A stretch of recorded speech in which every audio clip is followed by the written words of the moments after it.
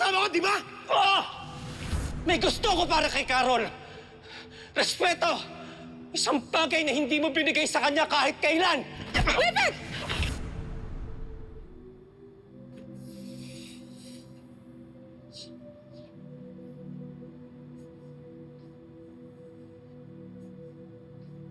I tried na humingi ng tawad sa'yo, Carol.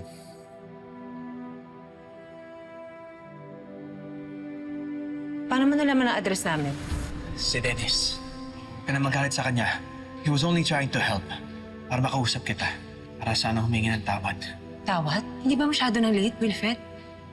Masyado ka na maraming nagawa. Masyado ka na maraming sinabing masasakit na salita. I was confused. I was angry. I was battling everything inside.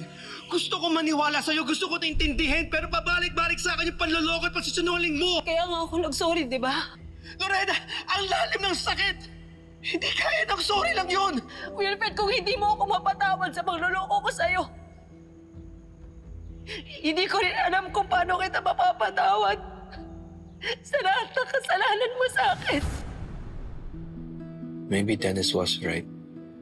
Hindi man lang kita nirespeto.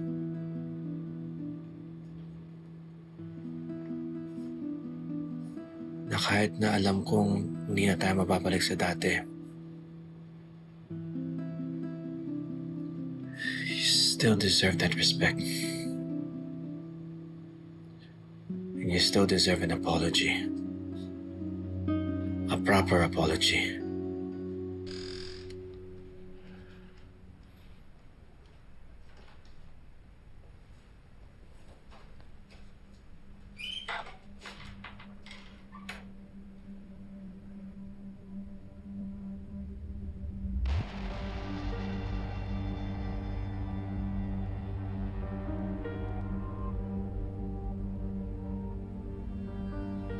Dahil natuto na ako sa pagkakamali ko, sisiguraduhin ko na hindi na ako iiwan ng babaeng mahal ko ngayon.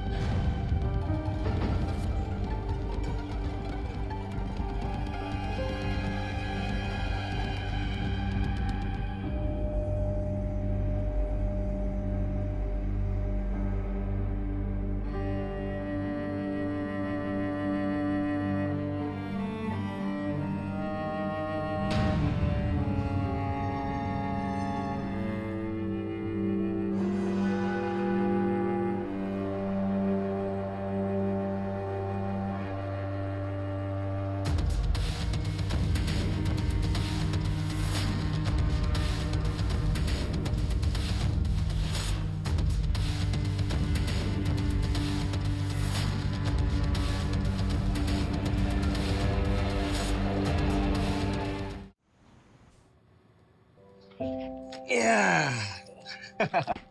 Wow! Gift for me po! Malaki naman po, Tito Dennis! Thank you po! Oh,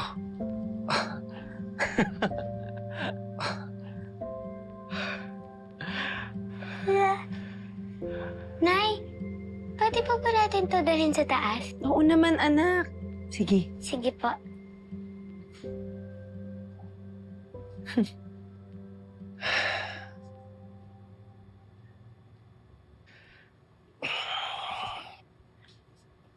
mukhang hindi lang yung bata ang masaya.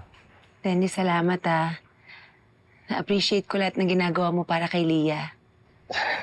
Pero alam mo, di mo naman siya kailangan bilan ng mga mamahaling regalo.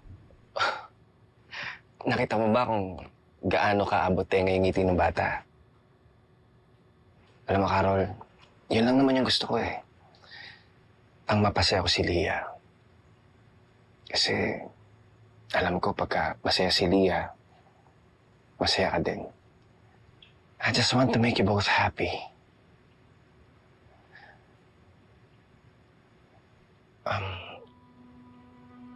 Carol, I hope I'm not making you uncomfortable. Pero sabi ko naman sa iyo eh, handa ako maghintay. No pressure, walang pilitan. Basta masaya lang ako na nakikitang masaya kayo. Carol,